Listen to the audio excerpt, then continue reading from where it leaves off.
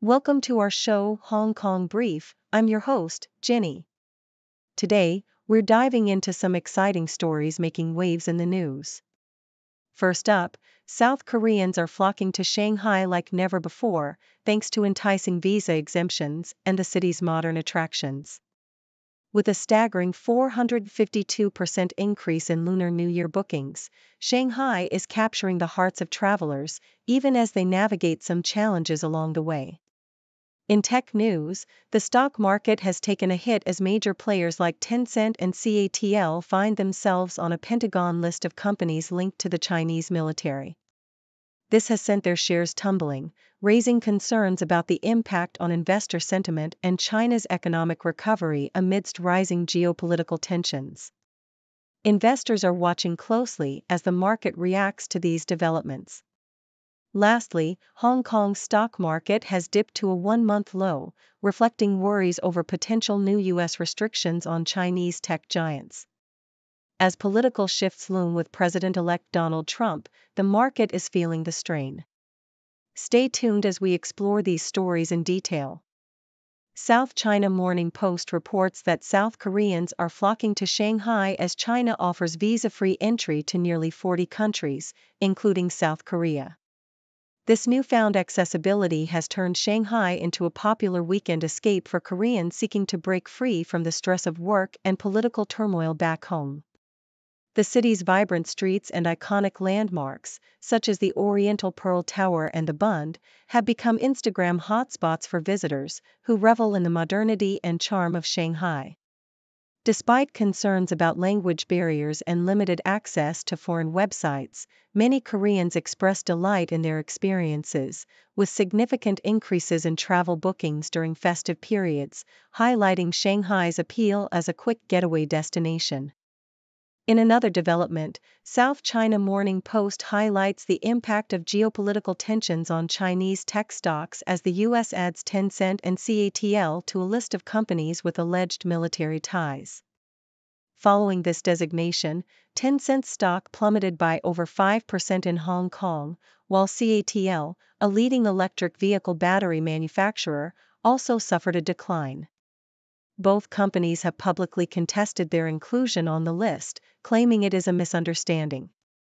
The U.S. Department of Defense's move has raised concerns among investors, leading to a broader sell-off in Chinese tech stocks, which could further complicate Beijing's efforts to stabilize its economy amid weakened consumer confidence. Nikkei Asia further elaborates on the fallout from the Pentagon's designation, noting that the stock prices of Tencent and CATL fell sharply after the announcement. Although being placed on the list does not impose direct bans on the companies, it carries potential reputational risks. Legal experts speculate that the U.S. administration is leveraging its authority in its final days, which could have lasting implications for the affected companies. The list, which includes over 130 entities, continues to evolve, with some companies successfully contesting their designations, while others, like Hesai Technology, face ongoing challenges against the U.S. government's decisions.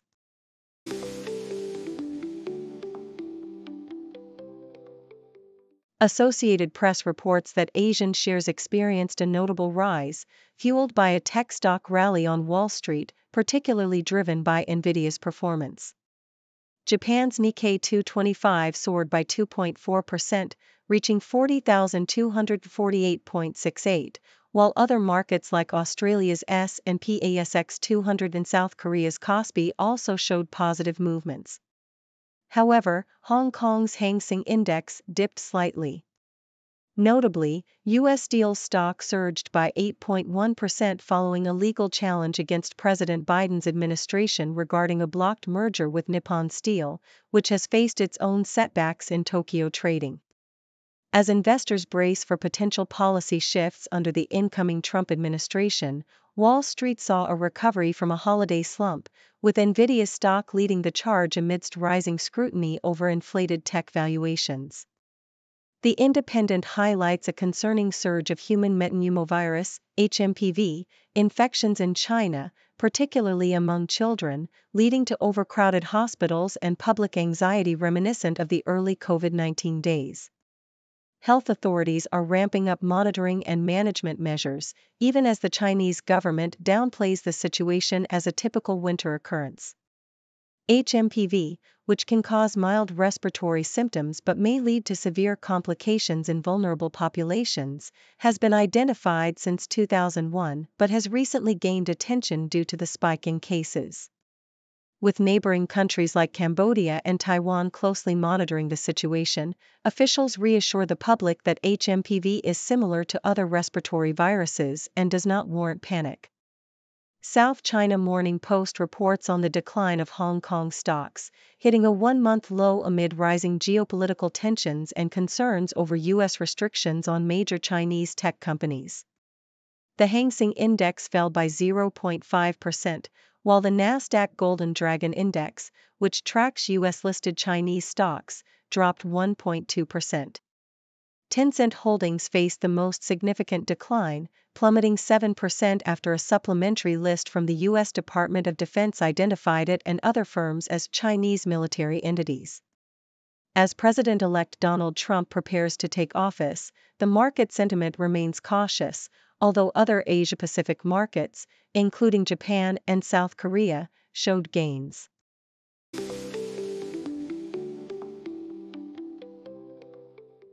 South China Morning Post reports on Shanghai Capital Management, a Hong Kong-based investment firm that has made significant contributions to charity through Operation Santa Claus, OSC.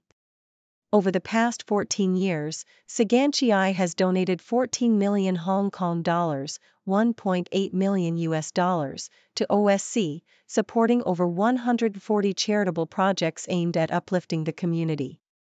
OSC, a collaborative initiative between the South China Morning Post and RTHK, has raised more than 383 million Hong Kong dollars for various NGOs since its inception in 1988.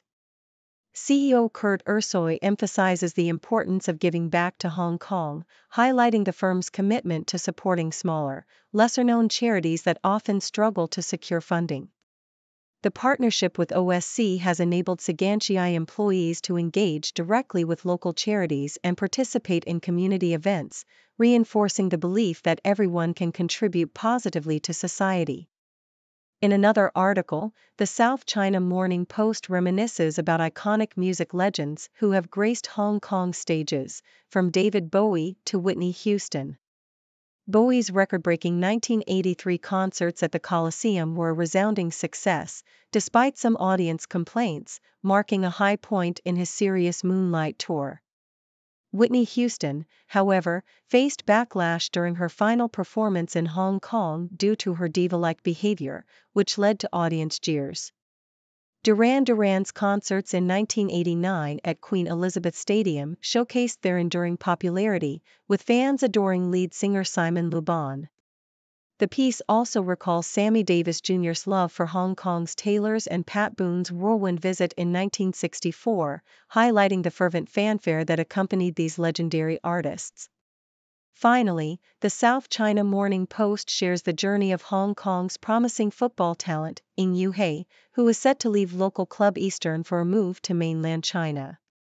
At just 18 years old, Ng has already made a name for himself, earning his first international cap and dazzling fans with impressive performances in both the local league and the AFC Champions League. Encouraged by his coach, Roberto Lasada, to seek opportunities abroad, Ng recognizes the need to improve his consistency and physical fitness before making the leap. His impending move to Chongqing Tonglianglong in China League One reflects a growing trend among young Hong Kong players seeking to elevate their careers on larger platforms, as several others have made similar transitions recently. Despite the challenges faced by Eastern, including injuries and player departures, Ng's journey represents hope for the future of Hong Kong football.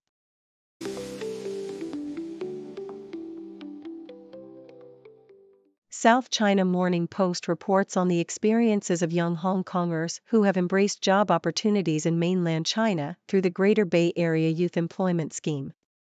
Tin Lau, a business administration graduate, found the transition challenging, particularly in adapting to the different work culture, exemplified by an incident where he mistakenly addressed a client by their first name. Despite initial hurdles, he appreciates the lower cost of living and diverse career prospects available in mainland industries. The scheme, launched to promote cross-border integration, has seen fluctuating participation rates, with some young professionals like Pan Zhou and Chi Cheng-chun choosing to stay in mainland roles after their stints, while others plan to return to Hong Kong after gaining valuable experience. South China Morning Post highlights the significant role of Chinese investments in bolstering Abu Dhabi's economy, particularly in ports, energy, and property sectors. Harib El-Mairi from the Abu Dhabi Investment Office emphasizes the positive impact of these investments, which create jobs and enhance the Emirates' infrastructure, positioning it as a global business hub. Notably, the establishment of the China-UAE Industrial Capacity Cooperation Demonstration Zone exemplifies the growing collaboration in industrial development. With bilateral trade between the two nations reaching impressive figures, the partnership continues to expand, driven by high-level visits and agreements aimed at promoting mutual investment opportunities. SCMP Opinion critiques the Hong Kong government's new tourism blueprint, which aims to revitalize the sector post-COVID-19. The ambitious plan includes various strategies to attract tourists, such as enhancing the cruise industry and leveraging technology for better visitor experiences. However, the article emphasizes the need for innovative approaches beyond existing measures, as the city struggles to recover in a competitive global market.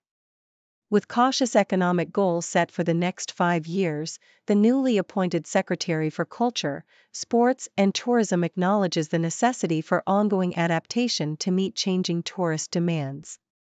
The blueprint serves as a foundation, urging all sectors to remain responsive to market trends and opportunities.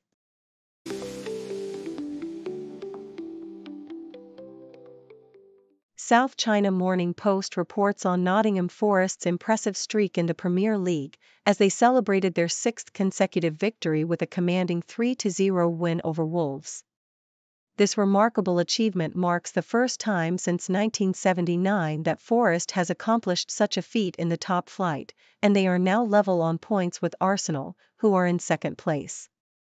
Morgan Gibbs-White, Chris Wood, and Taiwo Awoniyi each scored, showcasing the confidence and belief instilled by manager Nuno Espirito Santo. Meanwhile, Arsenal faces a setback with the injury of teenage sensation Ethan Nwaneri, who will miss the entire month due to a muscular injury. In other sports news, Carlos Sainz's defense of his Dakar Rally title came to an abrupt end after he was forced to withdraw due to car issues, marking a disappointing conclusion to his adventure. In an insightful piece, South China Morning Post explores the trend of Asian diaspora actors relocating to Asia for better opportunities in the entertainment industry. Thomas Low, a Chinese-Canadian who has become the creative director of a major Hong Kong broadcasting company, emphasizes the need for more diverse representation both in front of and behind the camera. The article highlights the collaboration between Wong Fu Productions and Hong Kong's TVB, which produced the series Cross My Mind, showcasing the cultural differences between American and Hong Kong perspectives. Actors like Jocelyn Chan, who straddles both worlds, express how returning to Asia has allowed them to break free from stereotypes and pursue their careers authentically. The success of such bicultural productions is indicative of a growing demand for English-language content in Asia, paving the way for future collaborations. Finally, the South China Morning Post delves into the life of Anna Ermakova, the daughter of tennis legend Boris Becker, who is carving her own path in the world of modeling, dance, and music. Despite her father's infamous past, Anna has worked hard to establish her identity, starting her modeling career at just 14 and recently graduating from the prestigious Courtauld Institute of Art. She has also ventured into music, releasing her debut album Behind Blue Eyes and winning Germany's Let's Dance competition, showcasing her dancing prowess. The article touches on the complexities of her relationship with her father, especially during his time in prison, and how Anna has sought to prove she is more than just a product of her father's controversial history.